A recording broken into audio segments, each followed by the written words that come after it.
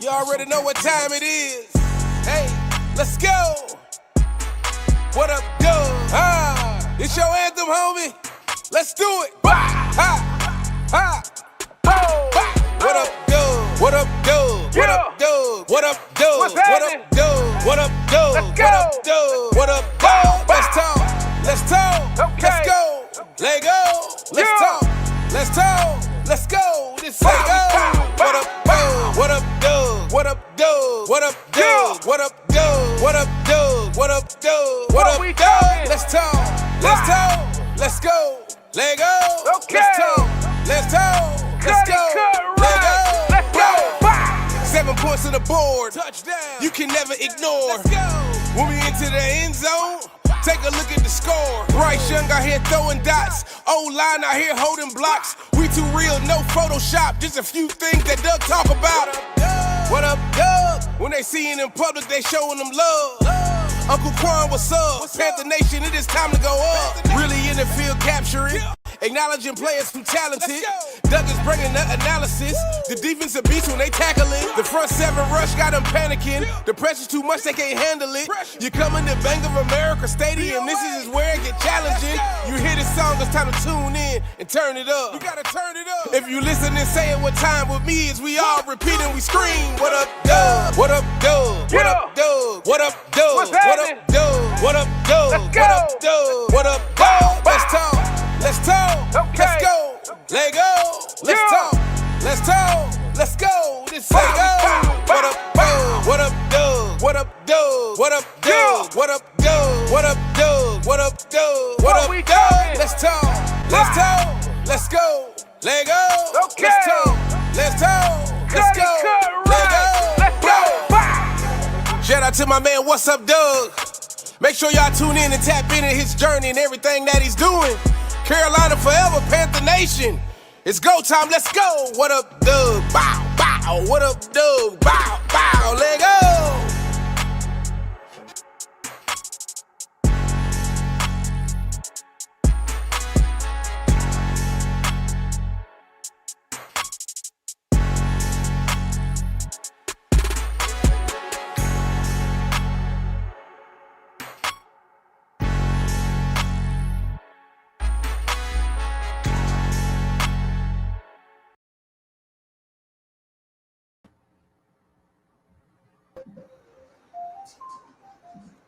What's going on, everybody? It's your man C. Dougie here at What's Up, Doug. Yes, you guys see my partner in crime to my right, maybe to your left. Yes, we have been going through life. Like I was telling Quan, like I was nervous because I ain't been live in a minute. And when I say life has been lifing, from planning a wedding to coaching, life has been lifing. But I've been trying to show much of support as I can with everybody going live, supporting my brother whenever he's been over there at the Panthers experience. Also got some great news, some great content dropping over there with Uncle Quan, man. But it's good to see everybody pull up, come in the chat. We do have it on 2 views, and we also have it on X. We have it on the virtual view that you can have it on your phone. We have it on our traditional view here on YouTube. So it's good to see everybody here in the building tonight, man. Gonna be a great live, great time to be in the Carolinas. Go ahead and tell the people what's up, Uncle Quan. Hey, what's up, everybody? What be going on, man? It's your boy Q, aka Uncle Quan. Hey, this is weird, man. I'm looking at it from 2 different perspectives. I'm not. Hold on, let me put my on this camera. Let me make sure I'm good on this camera. Like I ain't never seen it from the phone camera and the actual landscape. So y'all forgive me if I'm off the screen. You know what I'm saying? I'm just adjusting to this, man. But hey, what's good, chat? Hope everybody having a smooth Tuesday or Wednesday afternoon, man. Today was a smooth day for me, man. I mean, like Doug said, bro, life just been lifing. Yes. But hey, we working, man. We working, just trying to, stay uptight, man. And shit, we just moving forward, man. But we always appreciate y'all for showing that love and support, man. When y'all pull up here, man, this is literally like our therapy, and this is our time to talk ball, man, and just kind of escape life and just talk ball with y'all, man. So as always, we appreciate y'all. Make sure y'all hit that like button on your way in. Make sure you are subscribed to What's Up, Doug, and make sure you cop a membership, man. It's only $1 right now. Come with plenty of perks, man. So show my guys some love. Let's get it. Yes, sir, man. Like I said, those memberships, we will be giving away 10 memberships. We'll do it 5 a pop. Again, those memberships are only $1. We are on our way to 2K. Once we get to 2K, we will be doing a channel and a members giveaway on the same night. So if you're not subscribed to What's Up, Doug, definitely hit the subscribe button, but also hit the like button and share the live for us as well, man. Again, like I said, I know we have not been live in a minute, but it's good to see the vibes in Carolina are high. Carolina basically put the NFL back on notice. Like, we did it against Green Bay being a double-digit underdog, and lo and behold, we are a double-digit underdog against the Rams. But I was texting Quan during the game. The bank was rocking, not only from the players on the field, but you can hear it through the sound waves of the TV, how the fans showed up. So it's actually good that we're getting healthy right now. We're going to recap the Rams game, do our traditional 3 up and 3 down. Then we're going to do a mixture of our blitz talk that we do on Thursdays. We're going to talk about a little bit about Bryce, the roller coaster, Bryce Young. Then we'll also talk about the playoff picture in the next 4 games and what needs to happen for Carolina to either win the South or tag one of those wild card positions to head into January to play in the playoff ball. So let's go ahead and get into it, Quan. Let's get it, man. First slide up, like I said, that we always do is our recap. Week 13, 3 of our takeaways, and I think Quan will love this because the very first one we always talk about is Canales' play calling. Number 2 is the next man up mentality, and the captain stepped up. So for me, number 1 was a standout was Canales' play calling. Total yards, 358 yards. 3rd down and 4th down efficiency. We were 7 for 15 on 3rd down, 3 for 3 on 4th down, and the rushing attack is back. So for me, number 1, Quan, was we criticized Dave Canales' play calling, and again, there is a disconnect. I don't know if it's Canales still being young in his coaching career. Bryce Young, we need to understand what Bryce is doing, but to go up against the LA Rams, just like we did at Dallas Cowboys, fast-paced, one of the top-scoring offenses, and go toe-to-toe with them.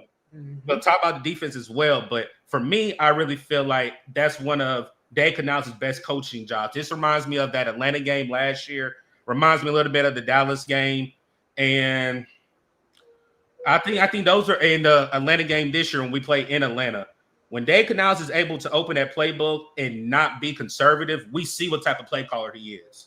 Again, it's the inconsistency of this team, and that's the word for the 2025 Carolina Panthers is inconsistent. It's nothing that rolls over going into the next game. It's always something different game planning, starting out slow. Calls are questionable. But for week 13, Dave Canales and Bryce Young in that offense played phenomenally. And I feel like the thing for me was just the nuts that Dave Canales dropped on those 4th down calls, and 2 of those being touchdowns. I felt like this was his best play calling game, and I wouldn't change anything of it. What you got, Quan? Hey, man, look. Absolute cinema, man. Absolute cinema from Dave Canales on that display. Dude, we've been criticizing Dave Canales all season long with his play calling. It just seemed like time after time he's just overthinking when it could be so simple. I think what we're seeing right now, chat, is Dave Canales is going through his trial and error of learning how to be a head coach. And I mean, it's only year 2. Like I've been saying, like I want to give him grace, but I'm also going to criticize you where I feel like you can do better. And that's what we've been doing on the show, man. You always see him on a 3-down list. And this past game, Dave Canales clearly learned from his past mistakes. We came off of a game where Bryce threw 448 yards. So Dave Canales was like, you know what? I think Bryce can hold the game with his, hold the game on his shoulders, man. So let's go back to the air. And against the 49ers, they wasn't having that. You know what I mean? In the NFL, they adjusted what you did previous game, and they look at your philosophy throughout the season. They saw Bryce went crazy through the air. So when Dave Canales was trying to go through the air, it just didn't work against the 49ers. We only had 9 carries that game. Dave Canales, this game was very stubborn with the run game, and I absolutely loved it, man. Me and Doug was talking behind the scenes. He's like, man, what is Dave doing, man? He calling all these runs. And I'm like, good. Let him call the runs. Even if the runs. Juan did say that. Stick with it, bro. If you get 1 a pop, 2 a pop, it don't matter. Just keep running, because guess what? You can establish the play action, and that's exactly what we did with Bryce Young. This is literally something I talked about on film in previous years with Bryce Young, man. When it was his rookie year, a little bit of last year, I was like, yo, we got to be able to have a team built around him to work to Bryce's strengths. Run the ball so that he don't have to carry the game on his shoulders all the time. You know what I mean? And that was the perfect display of that. We ran the ball. We set up the play action. Bryce Young didn't have to be Superman. He did his part. He threw 3 touchdowns, didn't turn the ball over. He did his part, man. But it wasn't all about Bryce. This was team ball, man. The defense coming into this game literally depleted all over the place with injuries. They balled out, man. But we're going to get into all that and more, man. But I got to shout out Dave Canales for his game plan coming into this game. He did it. He did his thing, man. He did his big one with this one against the LA Rams, against a smart coach like Sean McVay. I gotta say, Chad, I didn't see this one coming, man. Y'all saw it on my channel. I was like, yeah, it's gonna be a blowout, bro. I'm not putting nothing to this thing. Ain't no way in hell we beat no Rams, man. They coming in hot 9-2. Ain't no way. Ain't no way. But hey, they shut me up. They proved me wrong. Great job by Canales and the Panthers, man. Absolute cinema, bro. Absolute cinema. Hey, we appreciate everybody pulling up. We are on the virtual view and we are on the traditional view on YouTube. We have a first super sticker for Panthers Theory. If you guys have not checked out Elaine and those boys, 3 Foot and Rising, Quantum, BJ, and Elaine, definitely appreciate you for pulling up and appreciate you for our first super chat of the night, man. If you do want to drop a super chat, this is a monetized platform. You can drop a super chat, super sticker. We appreciate everything that you guys give us over here, man. Give it right back to you. Love. Yeah, and like I said, for me, like I said, I haven't been live. Like I said, Quan's been holding it down. Again, if you guys are not subscribed to the Panthers Experience, Quan has definitely went over there and held it down with me being in basketball season, wedding planning, him being a new dad. Like I said, it just felt good not having a game this week, being able to come talk ball with a win. But on Sunday, like Quan was like, how you feel? I'm like, bro, it is what it is. And I think my attitude kind of changed.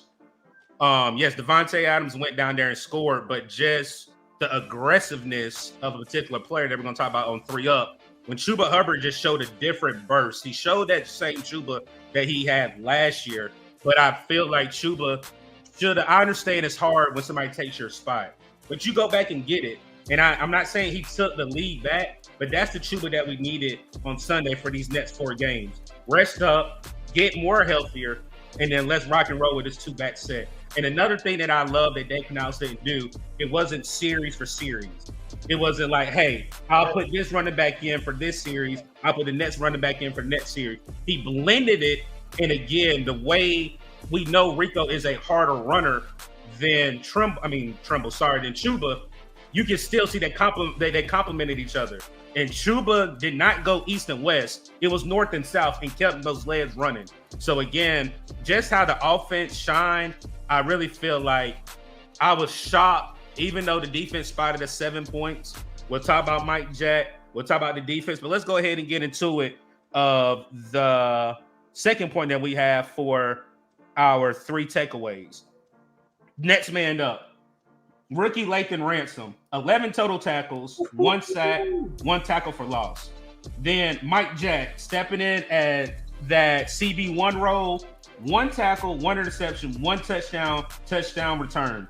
Go ahead, Quan. Go ahead and talk about the defense and the reinforcements that held it down for that defense. Hey, man, look, Lathan Ransom was out there laying wood, bro. Like, I quickly became a big fan. I liked when we drafted him. I seen a little bit of his game in Ohio State, man, but like, this game, for him to have his first start, he was like, bro, I don't care. I'm hitting anything that come my way.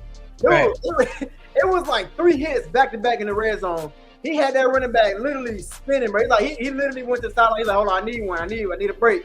That man was spinning. The room was spinning for bro. Lathan Ransom was trying to take bro out, man. I love the way he played, man. You know how I always come on the show talking about Trey Mo, man. I love me some Trey Mo. Yes. You know what? I would say he did something dumb, but honestly, it might be validated. But hey, that's another topic for another day.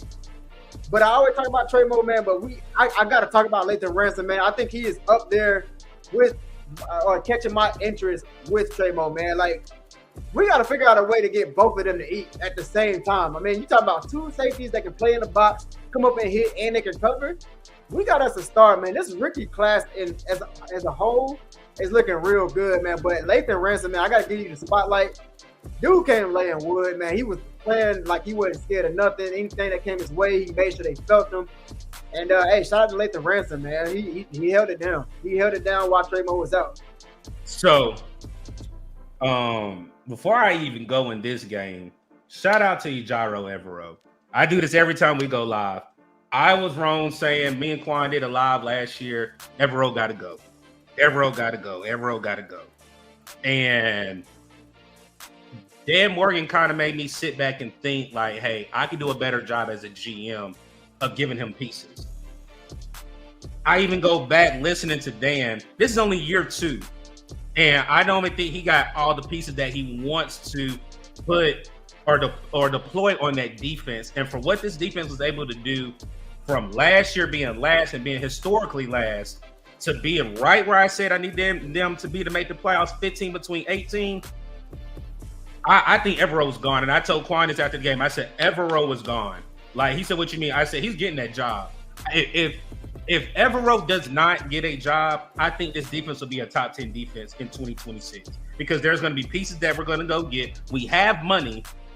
And then I also feel like the areas that we need to address, we will address those in the draft as well.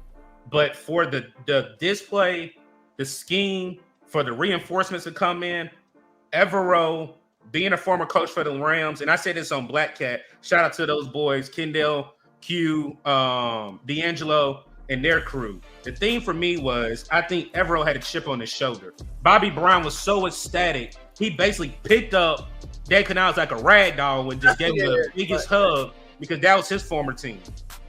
Again, this was a game for me this season. All 3 phases played phenomenal. From outside of 2 kick returns, special teams did their job, offense did their job, and defense did their job. And again, like I said, we're not at full strength. You're missing Cade Mays, you're missing Robert Hunt. Regardless of how we feel about Chandler Zavala, Taylor Moton went down. Then you had J.C. Horn in concussion. Rose Boone is still out. Then you had Morehead being out. So for me, this shows the grit, the depth, and I think a comment earlier, I think it was from Earl Lockwood that said, shout out to the scouting department.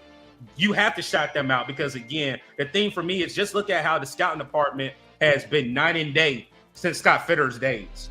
Again, it was a lot of people that were upset with the way that this scouting department was ran, the way that this team was ran. And I think a lot of people are now, whenever I was one of the ones that said, along with a couple of other content creators that Dan was cooking, I think the pot was just boiling. Now I feel like it's overflowing and it's going to even get hotter going into the offseason because we're going to have money and we're also going to have more draft picks. So shout out to the replacements. I know a lot of us even been giving Nick Scott slack and hell.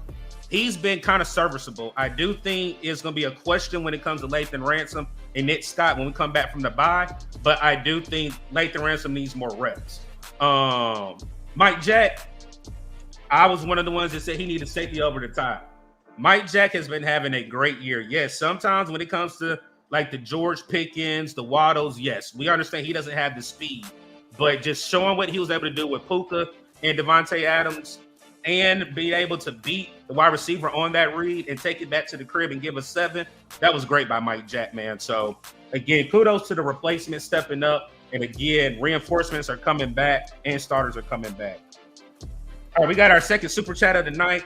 Definitely appreciate Bobby Digital. He said, if Evero gets a head coaching job, do we still get those 2 third-round comp picks? Absolutely, we do. I thought it was 1. I don't know if it's 2, but I know it is a third-round pick.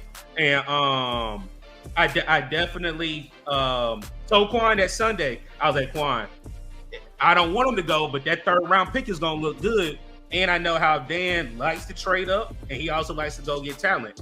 So, yes, Bobby, I definitely appreciate your $5 super chat. And, yes, we do get that third-round pick. I think it's 1. I don't know if it's 2, but I know you definitely get 1 third-round pick for a minority hire, getting up and taking a head coaching job or taking a higher job. So, Quan, you got anything else before we go to the third point? Hey, man, I couldn't agree more. I mean, we talked about it last year, man. Evero needed pieces. I mean, if you looked at last year we were playing with literally practice squad players, man. And we didn't really have any pass rush. We didn't really have anybody we could send on blitzes and stuff like that, man. So we starting to see a little bit more of what Evero can do. We starting to see a little bit of flashes of it when he first got here, when we had the Lou Rules and Brian Burns. You know what I mean? So I'm glad to see Evero is able to use his defense like he set out to use it, man. So all we need now is real true pass rush, man. I like Nick Scorton. I think he's literally phenomenal. He's gonna only continue to grow. That D line is looking a lot more scary. But as long as we can get like some dog linebackers in here, another DN that can really pop off. Maybe Prince Umanyalan is that guy. Maybe he's developing to be that guy. But if we can really solidify our pass rush, this defense is gonna be scary. We was talking about Mike Jack a lot, man, this year, and I compared him to like a Dante Jackson 2.0. I was like, yeah, I mean, he's serviceable here and there, but I'm not gonna call him elite. Look, I'm gonna put some respect on his name, man. He, like Doug said, he's been having a hell of a year, man. So shout out to Mike Jack, man. I can't say much about it, man, but hey, I damn sure got to take that Dante Jackson comment back. I think he's been playing a lot better than what Dante Jackson put on display, man. He's been holding it down, especially when you got injuries happening like J.C. Horn going down, Corey Thornton, and all that good stuff, man. He's been holding it down on his side. He literally undercut Puka Nacua. Matthew Stafford had no type of respect for Mike Jack on that route. I mean, I get it. You got Puka Nacua over there. When you throw it up, he's usually going to come down with it. We saw it on display a little bit Sunday. But Mike Jack said, nah, I ain't going for none of that, man. He took it to the house. I was proud of him, man. Like, that had me on my feet. So, yeah, man, it was lit out there. So, the whole defense, I'm glad to see what Evero was able to do, man. Like Doug said, I hope he can give us another year under the defensive coordinator so that we can really see more pieces added and, like, we can really solidify a top 5 elite defense, man. But I love what Evero did with this defense, and I love the fact that everybody on that defense has bought in and they playing their ass off, man. So, shout out to that defense. Yes, sir, man. So our third point for this game is captain up. Bryce Young, 206 yards, 3 touchdowns, passer rating of 147. Derrick Brown, 2 total touchdowns, 1 sack, 1 tackle for loss, game-winning forced fumble to close the game out to end their drive. We're gonna talk about Bryce later, but this right here, for him, for the showing that he did on Monday, to come back home on Sunday and show what he was able to do, like I said, I'm not surprised because we know what it is with Bryce. It's the consistency with Bryce. That's the reason why I call it a roller coaster all year. And the thing for me is, like I said, the nuts of not only Dave Canales making a play call, but the ball placement of Bryce Young on the pass to Coker. I was just like, you know, he saw something with Forbes. Then you look at whenever he threw it at Ted McMillan and just threw it in stride. Again, Bryce has the ability to do it. It's the consistency. But the thing for me is he didn't cost us. And I give him praise when he doesn't. Those 0 turnovers, yes, I understand the sacks was bad. We're going to talk about it on the down. But other than that, not getting points going into the half, Bryce Young did everything we needed him to do. Be a game manager. Do whatever you need to do when you got those big throws. And basically be the quarterback that we know you're able to do. And he was able to do it because at the end of the day, having that type of quarterback rating, having those 3 touchdowns, if we didn't have that from Bryce, honestly, we didn't even have a what? We didn't have a rushing touchdown. I just thought about it. We did not have a rushing touchdown. So if it wasn't for Bryce throwing touchdowns, it may be a different story. But again, this goes back to also with Derrick Brown, that defense. DB will be an all-pro this year. Derrick Brown is showing why he may be 1 or 2 the best D tackle in the league this year. And again, I know we kind of put an asterisk by it with all the injuries, with him having 100+ yard touchdowns. The following year, he had an injury. But Derrick Brown is showing exactly what he wanted to do last year. Those sacks where he said he wanted to at least be an 8 sack D tackle, actually having tackles for loss, he's producing that in this year coming back from that injury. And it only helps when you have a Turk Wharton, A-Sean, Princely, Nick Scorton, and those boys right along with him. So shout out to our captains for holding it down. Offensive captain and defensive captain stepping up at big moments. And like I said, I can't wait to this New Orleans game. Unfortunately, I won't be there, but I really wish, because I feel like that that Juju voodoo is over with. I really feel like it's going to be a shocking and it's going to be an effective game on all three phases. Quan, what you got? Hey, man, look, shout out to Bryce. Like I've been saying, like I said earlier in the show, man, we talked about this on film multiple times, man.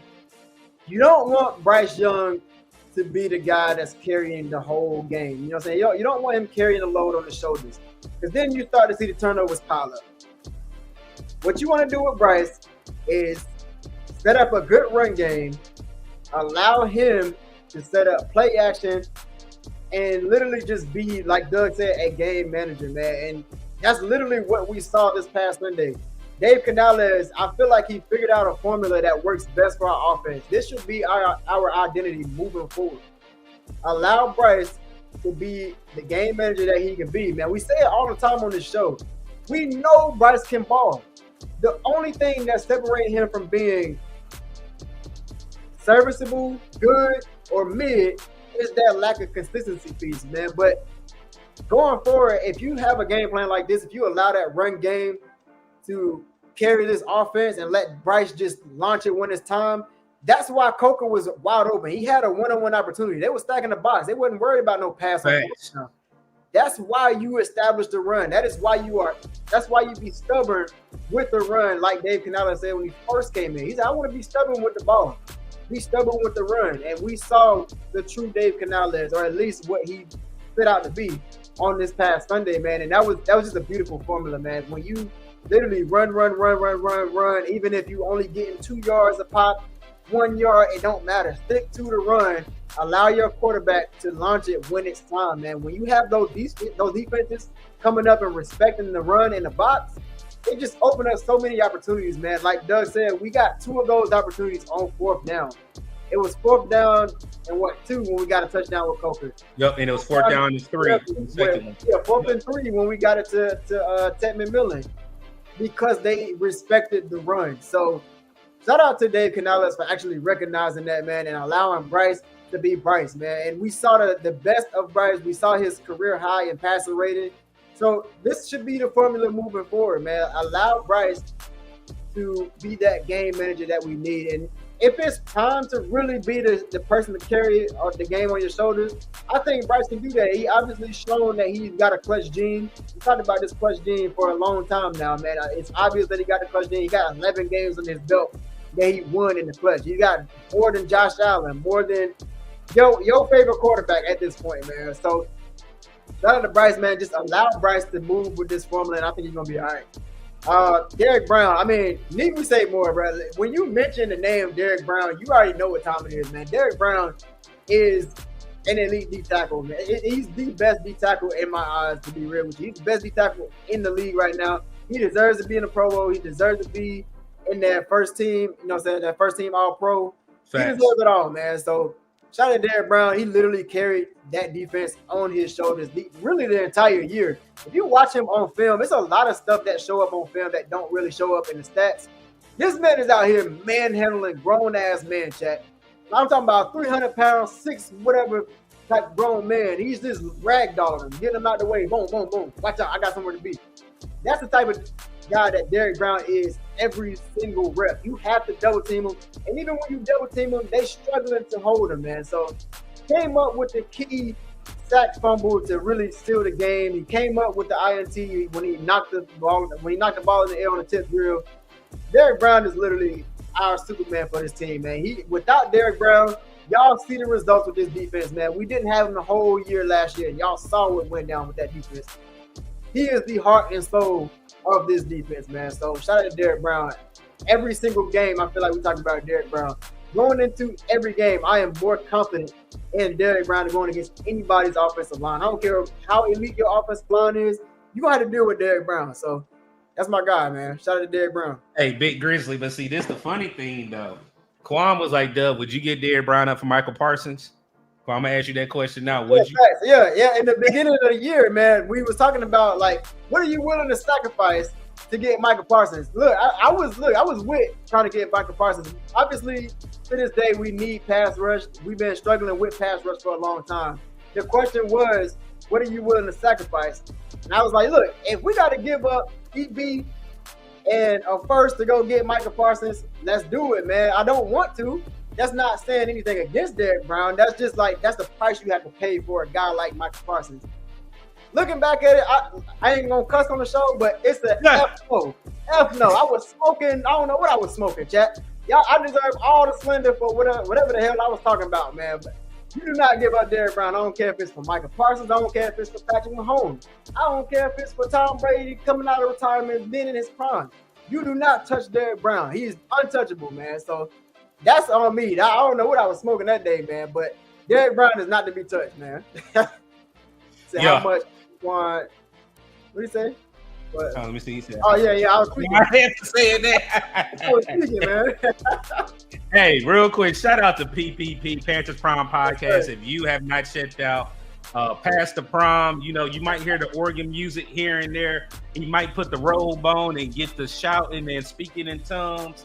But shout out to that, man. Like I said, Prom is good people, man. Shout out to his babies, man. Like I said, we follow each other outside of Panther world, and like I said, I tell him every time he posts those kids, he's a great dad, man. So if you Panther content, if you want great lives for gameplay, back to back, definitely go ahead and check him out. He's one of the I ain't gonna be the OGs now, Prom, because we headed in like the year 3, so we are OG. We not a newcomer anymore, so definitely go ahead and show him some love. Go subscribe to his channel. Definitely let him know Quan and Dougie sent you over there, man. You're not little no more. You're not little no more. What are you saying Friday? He said, we're not little no more, Craig. Come on. Yes, sir, man. Show that man PPP some love. And then real quick, I'm laughing because this is the first time that we have did this.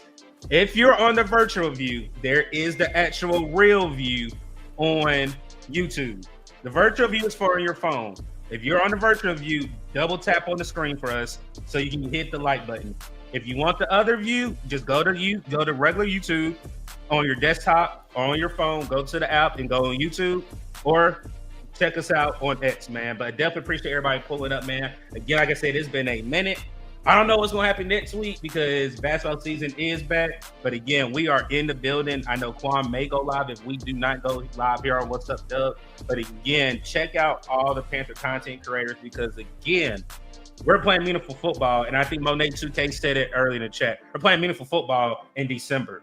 So there's going to be a different perspectives, a lot of panels you'll be able to hit, your perspective and everything. But definitely go and show every content creator some love here in Panther World, man. Yes, sir. All right, let me see. We got some more comments. Let me see. Still can't believe we beat the Rams, and we're also 7-6 going into the bye. That is a fact. All right, let's see. Let's go get these wins. God damn it, 11-6, 10-7 division champ. Hey, it's possible. Yeah. Hey, Digit, it's two different streams, so you just got to hit the other stream because it's two different streams because I'm able to see the regular view. So just hit the other stream as well, man. All right, let's see. Okay. I got you, Quan. I just read it. All right, so let's go ahead and go into our part of the show where we do 3 up and 3 down. After we do 3 up and 3 down, we will drop the link. So if anybody on the virtual view, regular view, or on X that wants to come talk it up with Quan and myself, we'll definitely drop the link in the chat. You guys can come and converse with us and talk about these Panthers, man. All right, so for our first 3 up, and let me move these. I ain't gonna move the comments. I ain't gonna worry about it. So number 1, we got Chuba Hubbard as our first 3 up. Lathan Ransom and DB. I'll go with Chuba Hubbard. And again, we opened up when we talked about Day Canales' scheme. Chuba was finally healthy. Chuba showed the 1K back that we had last year. This year, I don't know if he was timid. I don't know if he was hurt coming into the games. But I like East and West runners, but you have to be elusive and fast. That's one thing. Chuba is elusive, but he's not the fastest back that's in the league. But when he runs north and south and gets his nose dirty and puts his head down, we saw what he was able to do. Even whenever we were on offense, I heard through the TV waves, the crowd was saying, keep pounding. Most of the time on offense, you're quiet. But for them to say, keep pounding and keep pounding the rock, I love where Quan even said Day Canales was very assertive with making sure that we were a run-first team. When it came to them stacking the box, you had those one-on-one possessions and throw it, we threw it. But Chuba Hubbard coming back, actually looking healthy, now going into the bye and going into another week, I feel like, again, I think I love that we didn't have to give drive here, drive that. It was basically give the running back split time on that particular drive. Whoever has the hider hand, give them the rock. But again, yes, for once this season, when they both have played, Chuba did outrush Rico Dowdle, which I was shocked. And he more looked like Rico Dowdle than Rico Dowdle looked himself. So for me, I just think Chuba deserves all his flowers for this week. You can see how emotional he was when he scored that touchdown. And I think, again, coming off the bye, going into New Orleans, I think we will see double trouble. And yes, I know I'm using a Carolina term. We're going to see a double trouble and a double dose of Rico Dowdle and Chuba Hubbard coming here in week 15. What you got, Quan? Hey, a lot of y'all, oh my God, Chuba Hubbard an apology, including my brother Doug up here too. A lot of y'all owe Chuba Hubbard an apology right now, man. My guy Chuba Hubbard, it just seemed like something was a little off, man. And obviously, he just wasn't healthy yet, man. And obviously, man, we talk about it a lot over here. Like, Chuba Hubbard is a talented back. He held it down for us all last season, man. Ain't no way we about to just throw this man in the trash because we got this other back doing good. That's great for us, man. We got Rico Dowdle and we got Chuba Hubbard that can carry the load. Chuba Hubbard coming back from injury, yeah, he just looked like a lot slower. His burst just wasn't there. But we saw it Sunday, man. Chuba Hubbard is back. Chuba Hubbard is back, Chad. He is back and he's healthy. Again, like I said before, I do think Chuba Hubbard is a very, very, very good player. He is a very good number 2 back, man. And that's what we saw. That's what we saw, man. And like, even your number 2 back is going to outdo your number 1 back every once in a while, man. The way they did these splits was a lot better than what they were doing before, man. Like Doug said, like, that series of series, I don't know what Canelo was on, but again, learning from his mistakes with trial and error, man. We saw an even split with these guys, and it was beautiful, man. You really got a 1-2 punch with both of them, and we really got to see the full display with Chuba Hubbard. Chuba Hubbard had that burst, man. He looked, I know Doug said he ain't the fastest, and he's not the fastest, man, but that burst off of that screen, I mean, he looked fast, man. He scored the touchdown untouched. Again, bro, Chuba Hubbard is healthy, man, and I'm glad to see that he's back healthy because we're going to need our 2 backs to pop off, especially for these last 4 games, man, because we're going to need that run game just like I talked about earlier. Our run game is going to be the identity for this offense, and it's going to allow Bryce Young to be the true Bryce Young that we need going into the playoffs. If we talk about playoffs, we are going to need Chuba Hubbard at his best, and we are going to need Rico Dowdle at his best, man. So shout out to Chuba Hubbard, man. It's good to see him healthy. Let's continue this keep pounding mentality. Let's continue to feed them boys the rock, man. Yeah, and like I said, I give Quan a hard time. Yes, I was like, Chuba was pissing me off. Again, that north, I can't stand a running back that goes east and west and you don't get out. You have to get out of there. And again, the one thing that I love what Chuba does, but it hurts him, is whenever he waits for that block rather than just smashing that hole, he waits and then he'll get tackled because he's not going to move forward.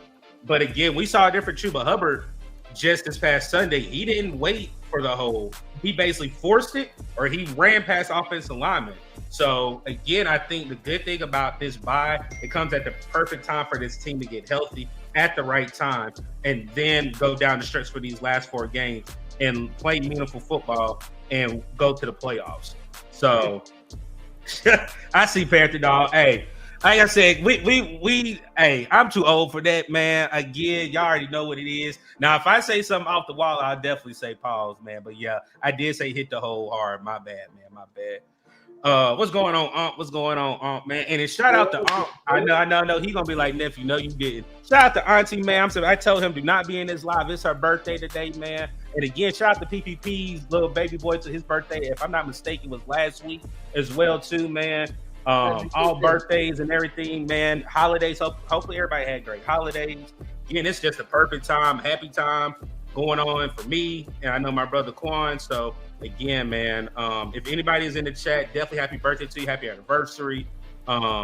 Definitely want to just show love there, man. It's crazy. That thing came up fast. Yes, your birthday is Saturday, and see, he already beat me to it. Yes, Quan's birthday is Saturday too, man. So if he does go live in between here and there or next week, definitely tell my brother happy birthday or happy belated birthday. Definitely show him some love over there at the Panthers Experience as well, man.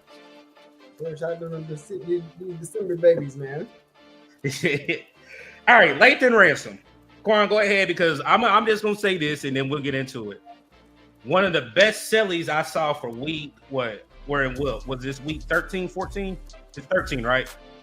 Yeah, week 13, because we're in 14 now. Week 13 was the Joker selly. That selly was sick. And it was like, here I am. You've been waiting for me.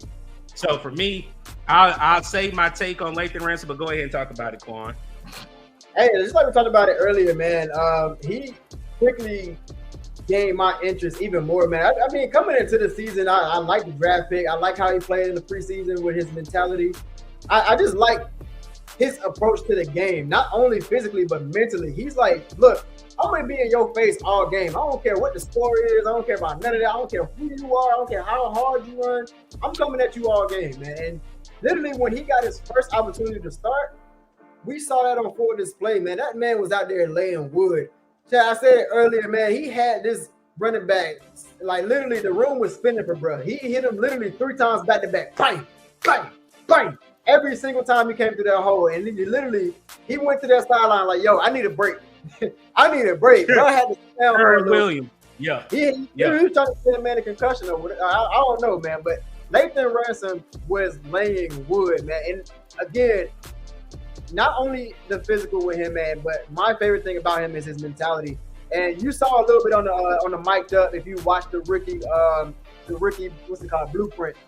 You heard a little bit of Lathan Ransom's approach to the game, and that made me a fan of him, man. So shout out to Lathan Ransom. I'm glad he got his opportunity, but with this opportunity, we are now going to have to figure out how do we get this guy in the game a lot more, man. Because like I said earlier, he gonna need some more reps. Playing like that, you definitely gonna need more reps. Whether it's coming in for Trey Moore, coming in for Nick Scott. I would love to see Trey Moore and Nick Scott, man, but I don't know what the defense look like. I don't know what his strengths are. I don't know if he just play the same position as Trey Moore. I don't know what that looked like, man. But if we can see Trey Moore and Lathan Ransom at the top, man, look, it's a wrap for anybody, man. Ain't nobody running past that. Those 2 safeties.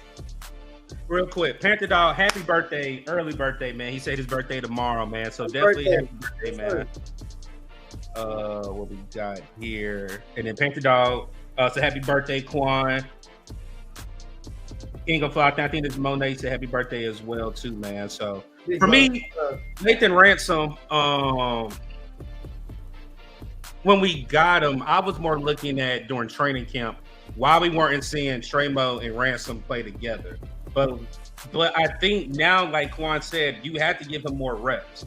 But I'm gonna talk about the one hit that was going in to the end zone where he basically cracked Kerwin and his whole back like flat. You know, like when you get water, it was like a hit stick. You actually know when we used to play the game and the hit stick would vibrate. It was like, bro, did you just really hit me that hard? And it was a clean hit. And that's one thing, if you go back to his Ohio State days, like he attacked downhill and you're going to hear the hit. I'll never forget in the Rose Bowl, I forgot who they're playing in the Rose Bowl. And it was the one hit that I think it was Alabama. When they played Melrose, the quarterback. And it was like, bro, did you really just come downhill and attack like that? That's one thing that I will say. Lathan Ransom is a bona fide short tackler. If he has you in his grips, you may get one on him, but majority of the time, he's going to win that battle. So, again, this goes to the rookie class. I think the Panthers just did a post on X about this rookie class. Every rookie except for Cam Jackson has made an impact on this team. Every single one. I don't know why Cam is not getting a lot of run, which is a good thing because I think he can get better in shape. I do like his size for the D tackle, but I honestly think every rookie this year has made an impact on this team, starting from number 1 all the way to what is it, the 6th round pick? Because I don't think we had a 7th round pick. even undrafted free agents that we brought in as well. So, and that's Thornton and obviously our bona fide golden foot kicker in Mr. Fitzgerald. So, sir, we got a super chat here. Let me go ahead and see the super chat. He said, and then Uncle Red said, "Happy early birthday, Quan. Definitely appreciate you. Like I said, definitely appreciate you pulling up again. I know you said it's Auntie's birthday. Definitely go ahead and show her some love tonight, man. Definitely appreciate you pulling up. Absolutely. Appreciate you, Red. Oregon. It was Oregon. Appreciate it. Go ahead, Quan. How old am I turning? I'm turning 29, man. Last year, Hey, look, me and Quan got a little joke. We be like, he was like, "Duh, it's 30." I said, I can't wait till that first day on 30 because you were like, "You gonna sleep?" Right? Like, "Duh." I said, "I told you, them 30s is different, brother. Them 30s is different, man." Yeah, my knees already starting to crackling, man. I'm getting a little scared, man. I don't want the 30 to sneak up on me. Hey, here it goes. It's about to start already, man. Shout out to the 96 babies out there, man. Yes, sir. So the last one we got for 3 up is DB. Nothing's much to be said. The reason I put DB up there, again, I think his campaign and him solidifying that all-pro, either first or second team, I think he has it. There's no question about it. I think he's the highest ranking D lineman for deflected balls or batted balls. I understand people are going to say Doug went off his helmet. Just the way that he threw his body in the window of him throwing, that's still a deflected ball. So, again, I know why DB got that contract. I'm loving the play that DB's been showing, and he's basically had a clean slate this year so far. So I just pray and hope that we keep him healthy. But again, I'm loving the investment that we have in DB, and DB being one of the best D tackles in the league. So that's for me, Quan. They say I got 2 more years before I turn 30. Hey, enjoy it, man. Enjoy these 20s, bro. 30s sneaking up on us. Hold on. I'm not that old, Gigi. I'm not that old. I'm only 34. I'm not even 34 yet. I'm 33. I turn 34 next year. So I ain't that old, man. Not that old. Quan, you got anything on DB? Oh, yeah, man. Like I said earlier, man, DB is DB, man. He's the most dominant D tackle in the league. I don't care. Don't say and talk to me about no Quentin Williams and I don't care who you're talking about, bro. DB is that guy. Not to take away from the great DBs in the league, man. Shout out to those guys, man. But nobody doing it like DB, man. Like I said, it's a lot of things you see on the field that don't show up in the stat sheet. And he's literally manhandling these guys out here. Grown ass men, he's manhandling them. Literally treat them like rag dolls.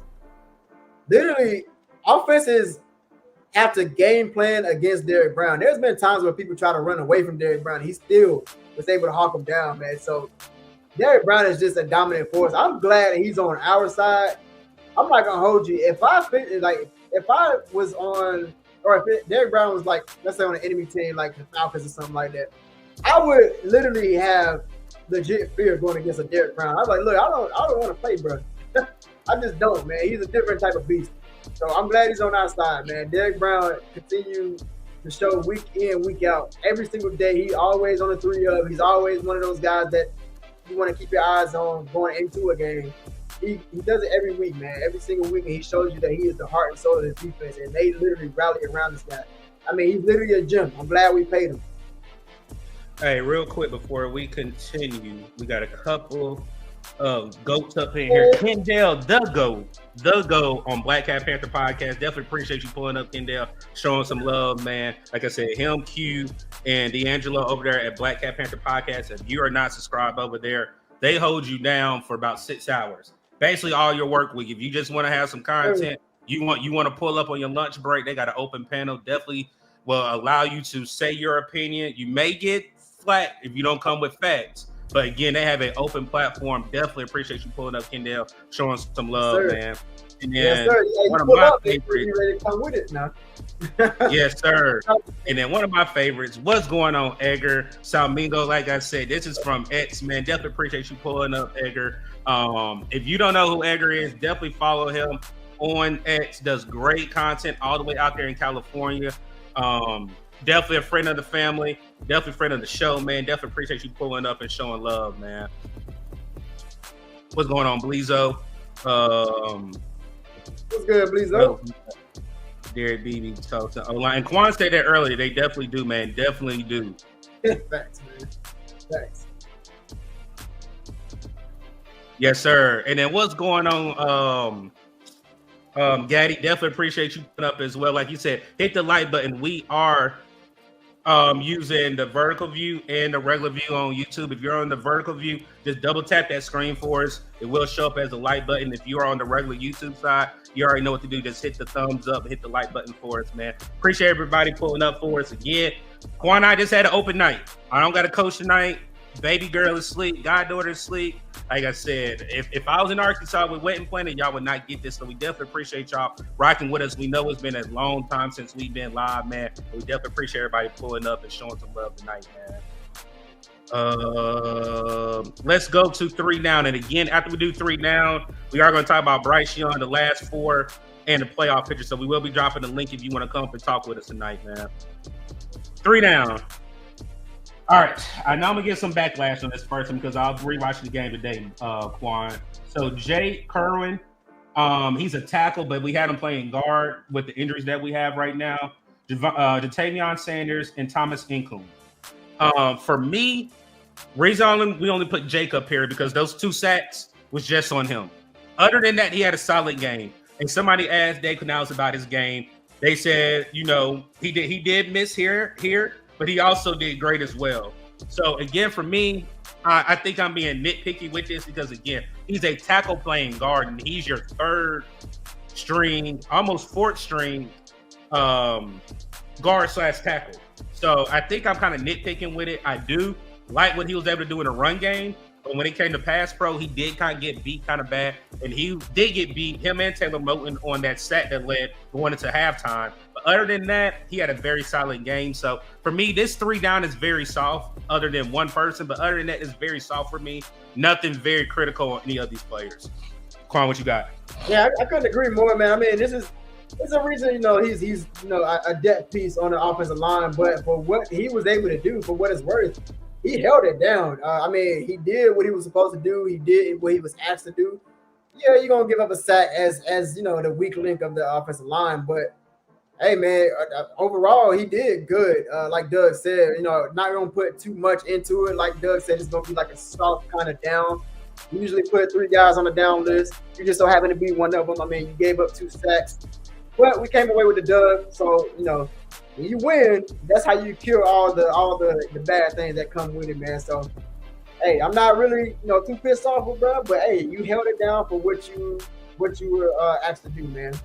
Correct. And then we got another Panther content creator, Pickle. If you do have your channel up, please drop it in the chat so we can definitely let everybody know. Panther Pickle is in the building, man. Definitely appreciate you pulling up tonight as well, Pickle, man. If there's any Panther content creators that are watching, you can just let us know. We love shouting you guys out, letting everybody know where to follow you at, and great content on everybody's channel.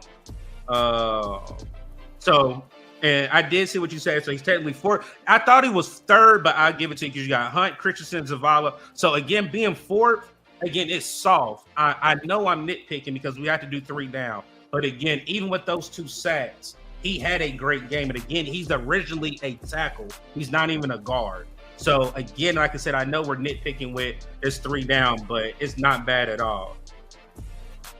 All right, well, I'm gonna let you go ahead and go because I can go on a rant about your boy Sanders. So, man, look. So I ain't gonna hold you, man. I ain't gonna hold. I'm gonna just keep it a whole band with y'all. I'm very biased when it comes to JT Sanders, man. I got a chance to meet bro in person. Cool dude, man. Cool as hell. And I also like what he brought to the table, man. Coming out of Texas, he was just one of those dominant tight ends I was really looking forward to. I'm still looking forward to. I still got a lot of faith there. I compared him to a Darren Waller type of guy, you know what I'm saying? Darren Waller in his prime. Somebody that's able to high point, you know, catch and run type of receiver at the tight end position. We saw it on display, or at least flashes of what he could do last season leading up to that Kansas City game before the injury. And that's what I'm basing his potential off of. He was a dominant force, man. In his rookie year, I feel like he could have had a much better rookie season had he not gone down with that injury and like really threw off the rhythm of it.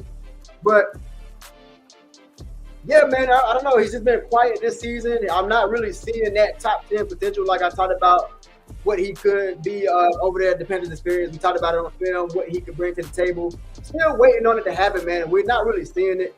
He did have a key block to set up Super Hubbard for that touchdown, man. I know a lot of people criticized him for not being able to block early in his career. I was always one of those that was like, I don't know what y'all seeing, man. If the man is, he's not an elite blocker, but he's very serviceable with his blocks. And I mean, that's what he's been doing, man. He's a great team player, you know what I'm saying? He's always encouraging his guys. Every time you see a touchdown, he's the one up there dancing with him and all that stuff. But we just need to see the production trending upward on the field, man, as far as receptions go, as far as, you know what I'm saying, being more productive in that offense. I don't know. We got to figure out a way to get him going, but we have been seeing a little bit of drives. We've been seeing him be quiet on this offense. I don't know, man. This one's kind of hurting me, man. I ain't gonna hold you. Like, me being biased towards JT Sanders, I'm just waiting, man. I'm waiting to see the greatness come up so I can come up on here again and be like, hey, I told y'all something about JT Sanders. Y'all owe him an apology, man. So until then, I'm gonna sit this one back, man. I'm waiting on you to pop off, but you had to go on the down list, man. You just haven't really been productive lately. We got to get better production out of you, man. We spent a nice little draft pick off of you. I mean, we got you in the steal. Yeah, I think we got a steal. What was that, the 6th round or something like that? Something crazy? So, no, you talking about for Sanders? Yeah, JT. Was it 4th or 6th? It was either 4th. No, 3rd, because I think Trevor Wallace was 4th. No, it wasn't that high. I don't think it was high. Because you got to remember, we had Edsel, then you got Jonathan Brooks. Trevor Wallace was the 3rd. Trevor Wallace was 3rd. That's why I said JT was either the 3rd or 4th. I don't know which number, but he definitely failed because you got to think he was in the top 100 still. He was still in the top 100. Yeah, man. But you know, I mean, we got him as a steal. I do think he still has that potential. I like our tight end room as a whole, man. I know a lot of people criticize it, like we need a tight end, but let's use our tight ends more. You know what I mean? I like Mitchell Evans. I like Tommy Tremble when he pick and choose when he want to be great. But JT Sanders, I feel like, is the tone setter for this tight end group. And I just need to see that on display, man. I think he's going to have his game coming up. He's going to have his game, man, but just waiting on it, man. I'll say this. Mitchell Evans, I said him when we drafted him, he will be just like Jason Witten. And we've seen it. Like, Quan is holding out the last hope for JT. I think that ship has sailed. That ship has sailed. Like, yes, you can help this team, but you're not the number one guy. You're not. When you look at it, they've actually, and Edgar had the point. Pass catching wise, he has not did what we need to do, but run blocking, he has went there. And he was not that at Texas. We thought he was going to be like a Kyle Pitts for us, and he has not leaned up to it. But when you look at what Mitchell Evans has been able to do his rookie year, he's been able to do a mixture and a blend of both of pass blocking and catching. Yes, we know how Tommy Tremble is. It's night and day with him.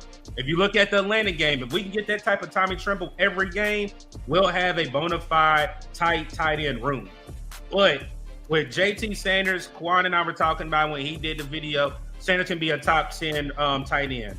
I don't know what happened. I don't know if he lost too much weight. He's a lot faster. He looks a lot leaner. I just don't know what it is. But for me, like I said, these 3 down are very soft, nothing really intentional, not downplaying any players. It's just how we look at it on the tape. And again, the last one, I don't even have to look at it because he deserves to be on the down, and that's Thomas Incoon. The 2 penalties that you gave up on special teams. Yeah, man. The 2 penalties that you gave up on special teams to open up the game for what you did, and they went down. Yes, even our coverage was bad, that one. And the other one that you gave up a penalty on was bad. Other than that, special teams coverage was great. But again, for you to be the lone wolf on penalties, we had a player like that, regardless of how you liked him. Sam Franklin was terrible when it came to special teams penalties. Don't get that agenda and don't get that name written down that you're the main person that's going to get us special teams penalties. I don't want that. But again, for me, like I said, this 3 down is very soft, nothing intentional. It just happens to be just certain things that we didn't like for the game. So go ahead, Quan, while I drop the link. I mean, I ain't gonna hold you. Like, seeing that penalty happen literally to open the game, I couldn't do nothing but laugh. I was like, look, here we go. Here it go. It's starting. It's starting already. I'm not even gonna hold you. I don't know who bruh is. I don't know who bruh is. I don't. But I found out quickly with that bonehead ass penalty who bruh was. Like, what are you doing, man? Like, who is this guy? Why is he? You literally see him running out of bounds. You gonna cause us a penalty? He already took it back pretty far, and then you gave him even better field position. I was like, look, man, this is not a good way to start out the game. Then he had another penalty, man. So I was like, look, Doug, man, get your man, bro. I don't know who Bray is. I really don't care to get to know who Bray is. You gotta be better, bro. Your opportunity to impress the coaches or earn playing time is through special teams. Facts. Use your opportunity to earn that respect from your coaches, man. And he didn't do that, man. I don't even want to see Bray on the special teams. But whoever replace him, man, whoever his replacement is, give him an opportunity. I don't know what Bray was doing. Yes, sir, man. So that is our 3 up and 3 down. We have dropped the link, and I think a lot of people might hit the link when we talk about this next subject. But let's recap real quick our 3 up and 3 down for week 13. You had Chuba Hubbard, Lathan Ransom, and Derrick Brown. Down, you had Jake Corrin, JT Sanders, and Thomas Nkoun. All right.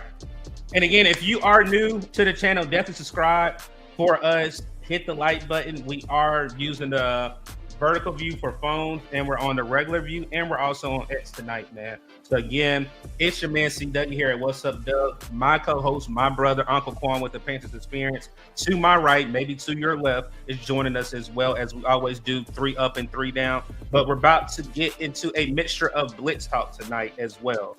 So I already know this is gonna be a long dialogue, Quan. You already know who we're about to talk about. You ready to get into it? Let's get it, man. All right. The Bryce Young roller coaster. And I know there's an article that came out today about possibly the 5th-year option. For me, I understand the 5th-year option route, but right now, if you look at this, we're going to talk, and I'm going to be very transparent because I know a lot of people listen to what people have to say about Bryce. And I'm going to go line by line, and I'm going to say how I feel about it. Number 1, the Miami game, 19 for 30, 198 yards, 2 touchdowns, 1 interception. Dallas Cowboys, 17 for 25, 199, 3 touchdowns, 1 interception. Atlanta, 31 for 45, 448, 3 touchdowns. Bless you. Bless you. LA Rams, 15 to 20, 206 yards, 3 touchdowns. Jacksonville Jaguars, 18 for 35, 154 yards, 1 touchdown, 2 interceptions. New England Patriots, 18 to 30, 150, 1 touchdown. New Orleans, 17 to 25, 124, 0 touchdowns, 1 interception. San Francisco 49ers, 18 to 29, 169, 1 touchdown, 2 interceptions. If this is a blind resume, I will want to know what's the difference between your plus games and your down games. And that's the reason why I call it a roller coaster.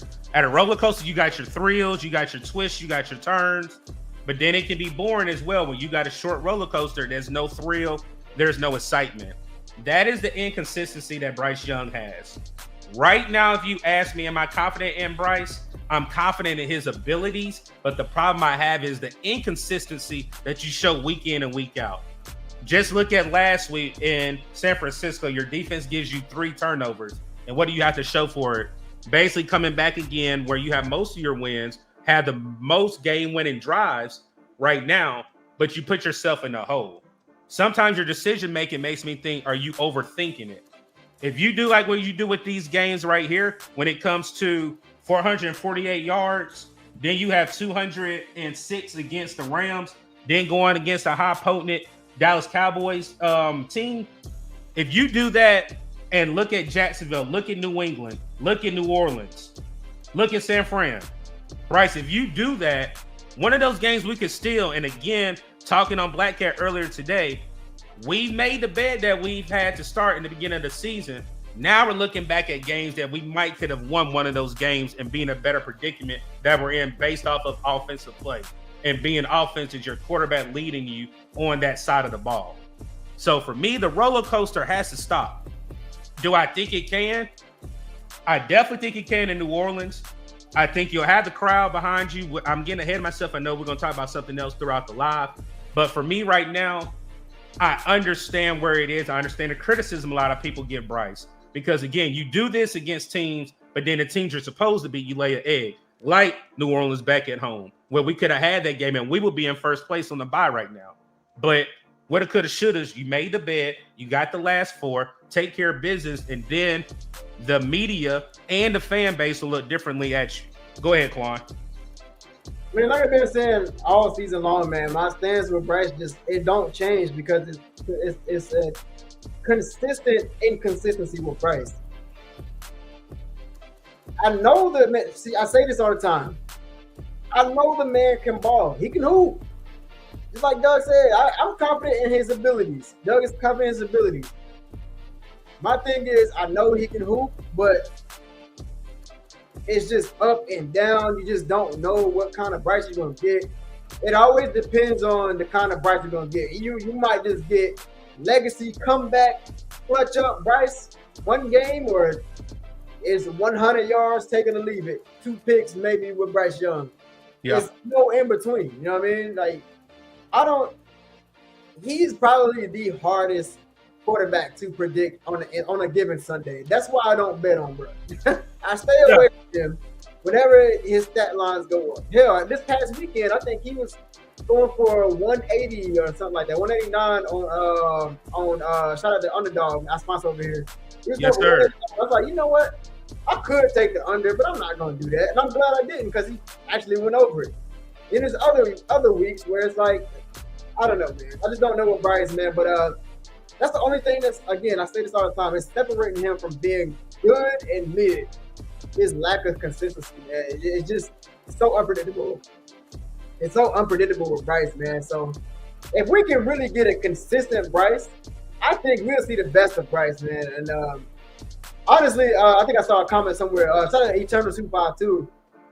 He mentioned, like, we need some competition to actually light a fire under Bryce. I think what really gave us the best of Bryce last season was when there was more at stake. He lost his job, so he knew his job was at stake. Like, okay, I got to earn this. You know what I mean? So let's get some real competition under Bryce. Let's get a guy in here. I don't know where it's going to come from. But what if a guy can really challenge Bryce to be the best version of Bryce? What if his job really is in jeopardy? You know what I mean? I know it's probably not. They gave him the keys to the city already. But what if Bryce is being threatened by getting his job taken? Will we see the better Bryce? Because we damn sure saw it last season, man. And I feel like it was more consistent than what we're seeing this season. But I don't know, man. It's just, again, bro, it's consistency with Bryce. I'm interested to see what y'all think about this 5th-year option with Bryce, man. Should we go ahead and sign him with the 5-year option? All right, real quick, we got some guests that's in the backstage.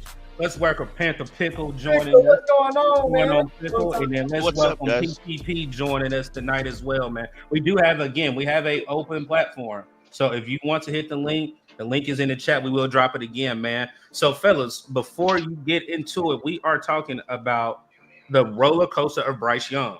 Again, I think with the 5th-year option news coming out, I understand if they do it, but it's not guaranteed that he gets their next contract. Going into next year, and I'm going to let you guys, me and Quan said it, going into next year, there shouldn't be a slow start like it was in Jacksonville and Arizona. We've basically been able to see what you've been able to do. Again, the inconsistency. Some people will blame it on the offensive line. Dave Canales not trusting Bryce overthinking. Going into year 4, there shouldn't be no excuses. And I do understand this part. Our expectations on some of these quarterbacks are not fair because every quarterback is not the same quarterback. Some quarterbacks do come in and it takes time. But I will say this, and I'll give it off to Pickle and PPP. I think Bryce still is the better quarterback out of his draft class, and it is shown since Bryce got benched, came back last year, and the consistency and inconsistency he's had going into year 3. Go ahead, Pickle and Prawn. Yeah, I wouldn't have gave him the 5th-year option, Okay. but I understand if you look at the right now who's going to hit free agency that or that's on the supposed to hit free agency, and there's not really nothing exciting in the draft. It's a touchy. I trust Dan. I wouldn't have done it, but it's $26 million. I'm not certain you're going to sign somebody in free agency that's going to be better or cheaper than Bryce. You know what I'm saying? I mean, if Daniel Jones hits free agency, he'll probably get more than that. Yeah. Prime, you got something? Yeah, man. What a wonderful day to be alive. Yes, sir. To see this news finally break. We've been talking about this for over 2 years. Oh, dang. Did he go out? Yeah, he back. Okay. Hear me? Yes, sir. There you go, Prime. All right. Yeah, whether or not Bryce Young will get a contract, whether or not he's going to be here as a Carolina Panthers quarterback. And I think that what this says is we're committed to a certain extent. We'll see how things roll and see where we're going to go at with it. But, I think this makes sense to do this. So I'm all for it. Yeah. Really, so for me, the reason why we talked about it, we didn't even know this was going to happen. The show was supposed to happen yesterday, and it's just a coincidence. I told Quan we were going to talk about Bryce because just the poise that he showed. Like I said, one thing that I said about he went out. I'll bring him back up if he comes up. The one thing for me with Bryce, he's a ball placement type quarterback. He's going to be there, and he's going to show you exactly where you need to be. But the thing for me is the nuts dropping of Dave Canales and Bryce to throw go balls on 4th and 2nd and 4th and 3rd. You didn't even do a check down. A lot of people say, "Oh, Bryce is a check down quarterback." No, he went for the whole thing. Mm-hmm. And again, the one thing that we do have a problem with, Bryce will underthrow the ball. There was not too much air. It was basically in the breadbasket. You don't catch it, that's on your wide receiver. And that's one thing that I love that we've been able to see the growth of Bryce.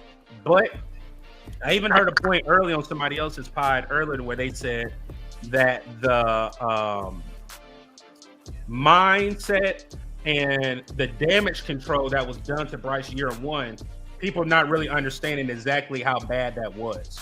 So for him to actually have coaches that believe in him, I still think there is a distrust between Bryce and Canales. I don't know if it's Canales just doesn't open the playbook or he needs to see something. But again, we were able to see on a game where we needed our offense to basically go toe-to-toe like we did with the Dallas Cowboys. I think this game was the best coach game, not only for Dave, and I say this on PPPs, with Canales. I mean, not Canales, Evero. I really feel like both coaches did a great job, but at the end of the day, you have to trust your quarterback. And I think we'll be able to see because we'll get Cade Mays back. Robert Hunt, I don't think we'll get Robert Hunt back for New Orleans, but I think Robert Hunt will be back for that home game against Tampa Bay. So you're about to get your starting offensive line back. Your weapons are going to get more healthy. We see a healthy Jalen Coker. And the point I made with this as well is we as fans, we as podcasters, different opinions about Edsel.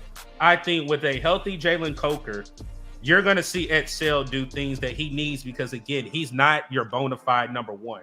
Ted McMillan is your bona fide number one. And I would say 1B would be Coker and let Edsel just be Edsel. Yeah, don't sleep on Edsel. You can't do that because, again, when you do that, that opens up for you. So, again, like I said, it will be showing in that New Orleans game what type of team we're going to see down there in New Orleans.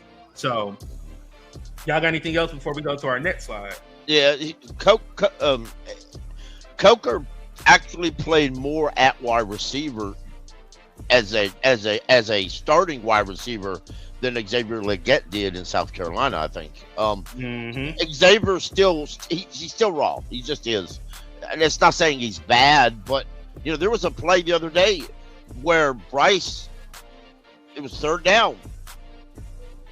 He threw it into double covered or almost triple covered Ted, and the other guys were on the go routes wide open. Bryce just didn't look that way. But that's just, to me, that's just learning. They've got to learn. And again, Canales is young, calling plays himself, so he's figuring out too. And I think in the end we'll be just fine. But I agree with you. Coker should definitely be the 1B. And then real quick, we got some super chats. Shout out Eternal 252 say facts getting people back. Let's go. God dang it. Number 50 talking about Robert Hunt. Then Mr. Hunky Dory, he said people forgotten. I know. Quan, we were talking about it. Quan was doing a video about Bryce losing his girlfriend year one. He said mental damage. Appreciate you, Mr. Hunky Dory, man. So let's go ahead and get into the last four. The last four games, you got New Orleans, 2 home games in the middle, Tampa Bay, Seattle, and you finished that last game in Tampa Bay. Most of the time when we do this, we do quarters. We had PPP on with us when we did, I think it was going into the second quarter PPP, if I'm not mistaken. And for me, I don't want to do a 3-1. Do I honestly believe we will go undefeated in the fourth quarter?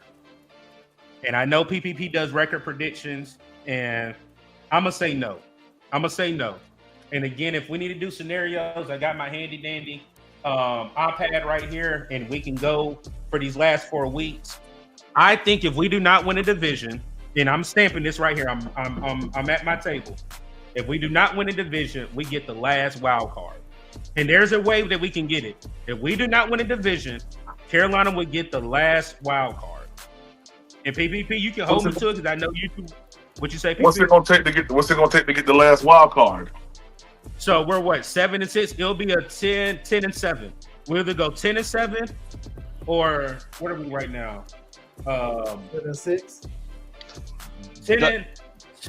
It'll be 10 or 7, and if we go undefeated, it'll be 11-6. But I just think we do drop one of those games, not knowing if it's going to be. I'm gonna say I do think we split with Tampa, and I know PPP, you don't want to hear that. That's me just talking right now. If we sweep Tampa, we sweep Tampa. Right. But deep down, me being logical and just putting my analytics hat on, I think we split. We win at home, and we lose at their place. And if we lose at their place, it's going to be by a field goal. It's not going to be by a long shot. It's not going to be a blowout. So if the Bears win their division, there it is. Then we have the tiebreaker over the Packers. Yep. So, all right, so I agree. Hold on, real quick, Pickle. Let me show this, and then we're gonna get into it. But we can still talk. I can flip back and forth between the two slides. This is how the playoffs start right now. The Bears are the number 1 seed. We're in the hunt. We have the tiebreaker over the Packers. We have not played Seattle yet. We had a tiebreaker over the Cowboys. Tomorrow night, you have the Cowboys versus the Lions. We are actually Cowboy fans for tomorrow night. It's a tough task, but the Detroit Lions are limping into the playoffs or limping into the last 4 right now. If you go to, that's week 16, so we're week 14. Green Bay plays Chicago. That game right there, I feel like we should be Chicago fans because we had a tiebreaker over Green Bay. But again, I don't think Green Bay is going to lose 3 games and we're going to catch up to them. So I think Green Bay is a foot in for the playoffs. The reason why I say we need to go against the Lions is because the Lions play the Cowboys this week. If you go to week 15, they play the LA Rams. That's 2 losses back to back if they do that. Then if you go to week 16, the Lions play Pittsburgh. 3 tough games back to back. The Cowboys, the Rams, and Pittsburgh. Then to finish out the season, they go to Minnesota. That can play spoiler. That's why I said, even if we don't sweep Tampa Bay, there's a formula for a team to fall there and actually let us in. That's 3 tough games that Detroit has to play. They play Cowboys tomorrow. Then they go to LA. Then they play Pittsburgh. And then they play in Minnesota. That can play spoiler. So that's that. Like I said, for that scenario right there, the Lions can be out. Then this means right here again, we have to beat Seattle. Everybody's worried about Tampa. We have to beat Seattle. I ain't worried about none of them. I ain't worried about none of them. Yeah. As far as I'm concerned, hold on. Yeah. 025, appreciate that other super chat. You said before the season, I said 11-6, we can do it. Definitely agree. G baby, I definitely appreciate you reposting the live on X, man. Definitely appreciate that love. And if you are late to the show, man, definitely go pull it back. Again, we do have an open platform. I will drop the link as well again if somebody wants to come up and chat with us. Go ahead, Prom. Yeah, as far as I'm concerned, playoffs, here we come. We just beat the best team in the NFL. And when we watch the best team of the NFL play against the Bucs, who's in our division, they look anemic. The Bucs look horrible. Baker Mayfield was a shell of himself. And I know they didn't have Mike Evans, but it did not care because that offensive line gave Baker Mayfield no time to do nothing. So I'm gonna be honest with y'all. I don't care about the Bucs. The Bucs need to worry about us. And I think we're gonna handle business these next 2 weeks. And with a win against the Saints and 2 Bucs wins, we in there, baby. We in there. So what does that give you? That gives you your 10 or 11? That gives me my 10. Okay. Because at that point, we done won the division. All right, so let me pull the graphic up. So you got what?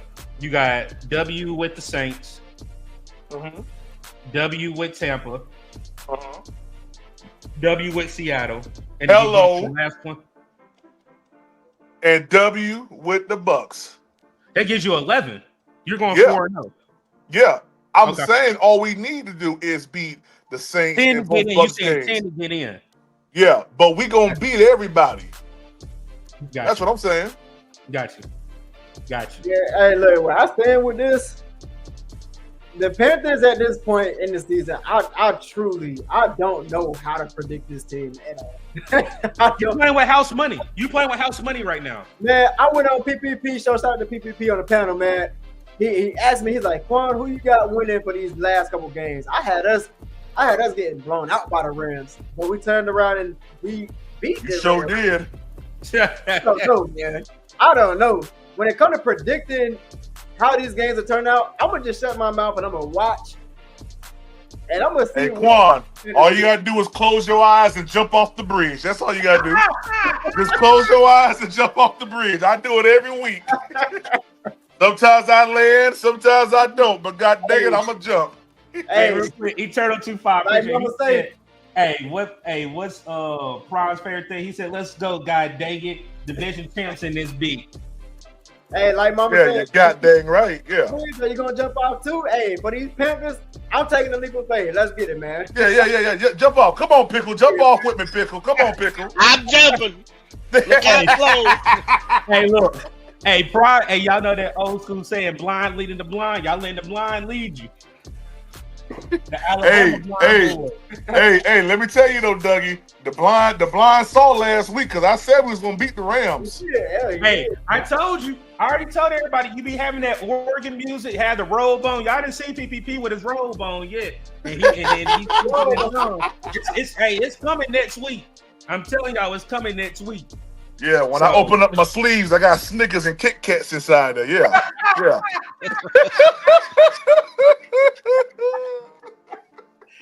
So let me look at Seattle real quick. Because I know we play Seattle. So what does Seattle have to do? This week, the Seattle Seahawks play Atlanta. I want Atlanta to do a favor, but I don't think Atlanta's going to do it. Week 15, they play. Is that when they play us? No. Seattle plays Indianapolis. That could be a game right there they can drop. That can help us. They play the Colts. Then they play us week 16. Week 17, they play.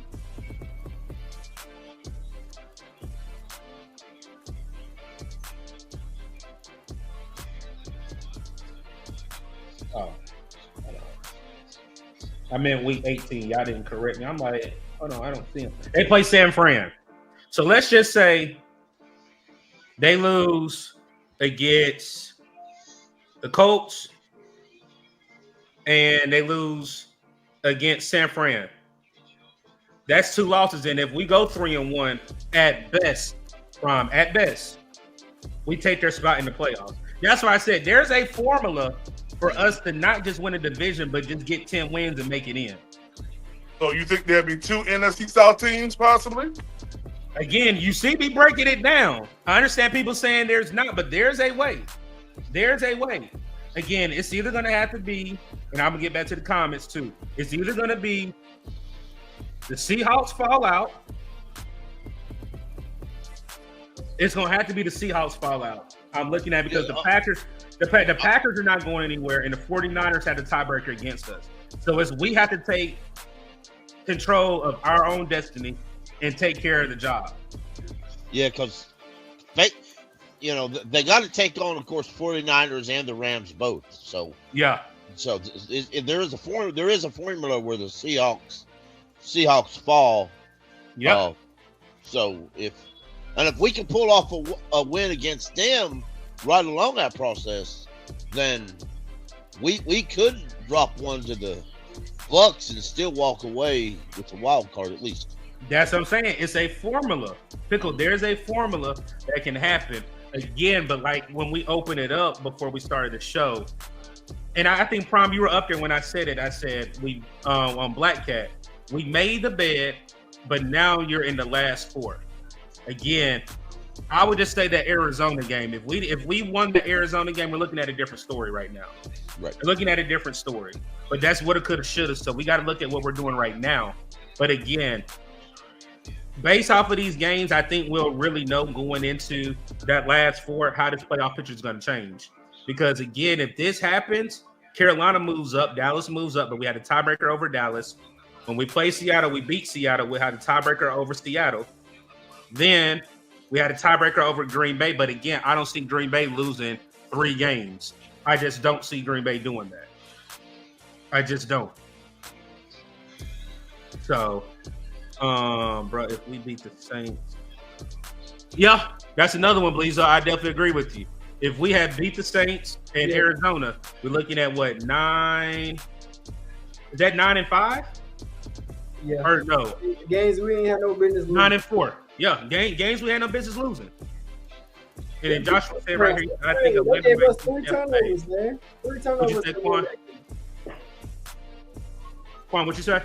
I was saying we should have beat San Fran. They gave us 3 turnovers, literally trying to give the game away. We just couldn't put the offense together, man. And you want to know something? I made this point, and I don't think it was really understood because again, I know we're looking for the playoffs. I understand we lost games that we weren't supposed to lose, but when you look at the games that we weren't supposed to win, and one thing that Quan and I talked about behind the scenes going into the season, the Philadelphia game and the Eagles game last year, is looking at the growth of this team and what they were able to do. You were able to beat the Packers on the road. You were able to beat the Rams at home. You were able to beat the Cowboys at home. The games that we had struggles with a year ago, you're winning those games. But it's the roller coaster of the season of inconsistency. The games we're supposed to win. Like Bleezo, like you just said, Quan, that's hunting us now where we can take care of our business, but we're not going to make the playoffs. Again, you're supposed to win those games that you're supposed to win. And I'm not even going to say San Fran. I feel like that was a lackluster job on the coaches because you heard what Ike Kwanu came out and said when we played the Saints. It was basically vanilla. I really felt like we slept on the Saints. We didn't take the Saints serious, and they came in and stole a victory. So, for me, man, like I said, these last 4 are very important. We take care of our business. That's all we can ask the boys to do. Again, I think this bye is coming at a great time because I also think it was kind of questionable whenever we had it because we're like, why do we have a late bye? Now we're playing meaningful games. We're about to get this roster back healthy, which is going to help down the stretch, man. So that's all we got for tonight, man. Fellas, did you have any other comments, man? I just want to say I understand if fans aren't fully into it yet. How can we expect the fans to be consistent if the team ain't consistent? So, we'll all get there in the end. We just got to keep pounding. Yeah. Prime, you got something? Yeah, man. I just want to say thank you for allowing me up, man. Yeah, guys. Keep hope alive. We have the best record that we've had in recent years, and don't let anybody take that joy away from you. Live life to the fullest and dream big. Because Yeah. I did last weekend. We beat the Rams, so I believe we can go on a 4-game win streak, get in the playoffs, and cause some damage. Because just like Dave said, they ain't see our best football yet. Facts. Hey, Prom, go ahead and tell everybody where they can find you at, man. I appreciate you pulling up on us tonight, man. Yeah, man, you can find me down there on Betty's Ford Road. I'm just playing. You can find me on Panther Prime Podcast anywhere, predominantly on YouTube, though. Yes, sir, man. Hey, matter of fact, Pickle, go ahead and tell everybody about your new channel, man. Yeah, it's the Blue Black Attack podcast. Me, Diesel Skills, and Kobe Griffin. We're just starting. We're fresh. It got about like 40 subscribers, but we're on a venture to just tell it our way, and D Money also chimes in a lot and helps us out. He's part of it, but he may not be on every show. That man works a lot anyway, so but y'all check us out, subscribe. Again, we're not associated with C3 at all, but y'all keep pounding, and we appreciate you. If you we're not doing the interactive videos yet, Okay. but we will at some point. We will. I like that name. That name is tough. I like that. Yeah, Pickle, I better be your first guest.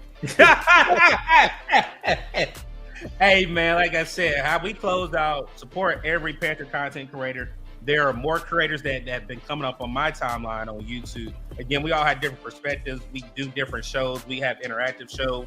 Most of the time, me and Quan just hold it down. But again, I don't know when the next time we will be live, because I will be back on the road here shortly, going to the fiance. Invitation's about to come out. Quan's a new dad. I'm in full swing. Like I said, it is 7 months, and I'll be at the altar. So PPP, definitely pray. I definitely need them prayers, because it's about to get real, brother. So I definitely appreciate everybody that has rocked with us for these. It's about to be 3 years coming February. Again, once we hit 2K, if you are not subscribed, we are doing a members giveaway, and we're also giving a channel subscribers giveaway. So if you're not subscribed, definitely go ahead and hit the subscribe button. The memberships are only 99 cents. We have gifted 10 memberships tonight. If you do want to grab one, just go on YouTube, hit join, and you'll be able to get the membership as well on your own. Quan, what you got, man? Hey, shout out to Panther Dog in the chat real quick before I get off. I saw this crazy conspiracy theory all around TikTok. So if you go back to 2003, 2015, the Panthers in week 1 played the Jaguars, right? Same year or a year prior to that, Ohio State won the championship. Both years. Walk with me. Another theory, I can't remember what celebrities got divorced or whatever. J-Lo? Yeah. J-Lo got divorced. Same scenario this year. All those line up this year. What do those 2 scenarios or 3 scenarios share in common? We might be in the Super Bowl again, chat. Based on that conspiracy theory, we might be in the Super Bowl.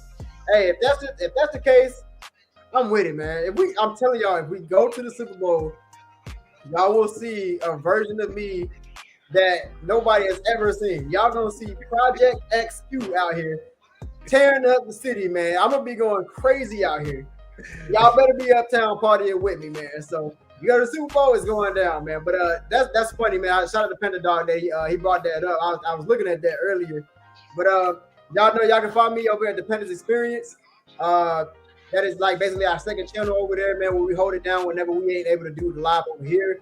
I'm due for a film breakdown over there at the channel, man. This week has been a little weird. It's been very busy, so y'all work with me, man. I'm gonna try to get that film breakdown out to y'all as soon as I can.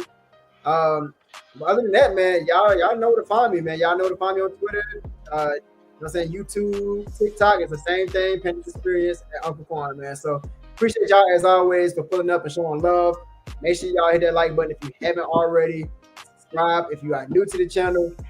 As always, man, we appreciate that love. Can't wait to see y'all in the next live. Yes, sir. Like I said, it is the holiday time. Again, Thanksgiving has already passed. Now we are here approaching Christmas. Again, shout out to Panther Dog, whose birthday is tomorrow. Shout out to Uncle Quan, whose birthday is on Saturday. Again, like I said, I don't know what next week is going to bring. We may try to go live for you guys. Panther Pickle, I appreciate you, my man. We just got busy lives, man. Life is life right now. And again, it's just a privilege to come up here and talk with you guys, man. We love doing it. Life has just been lifing. I'm being serious. Like, life is about to change, and we definitely have been balancing it. I'm excited. Like I said, I know we got a couple of podcasts that follow me on social media, a couple of fans. You guys just see the love that I have for the fiance. I'm surprised she ain't in here. I know she probably somewhere listening, but it's getting real, man. Like I said, they're just seeing my brother and my sister with baby girl being here, man. We just blessed outside of just Panther content. So again, we appreciate everybody rocking with us. This is not goodbye, because I want people to say, like, y'all talking like y'all leaving. No, we just don't know when we're going to be live again. But we would definitely try to bring you guys something next week throughout the lives, even when it comes to playoff time, these divisional games. We're definitely going to try to be there. Also, I will make sure that we give away, unless Uncle Quan goes, we are going to do a ticket giveaway. We'll play Tampa Bay. I will make sure that we take care of that, not only for Panther Nation, but for our fans over here. So if you want in on that, make sure you have your post notification bell on. Make sure that you are here with us. Nick, we're saying goodbye, so I'm going to let you. Oh, okay.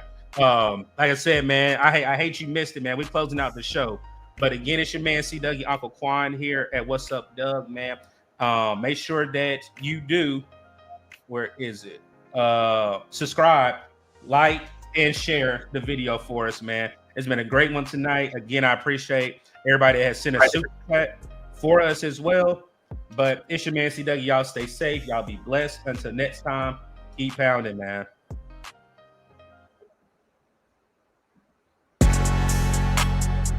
You already know what time it is.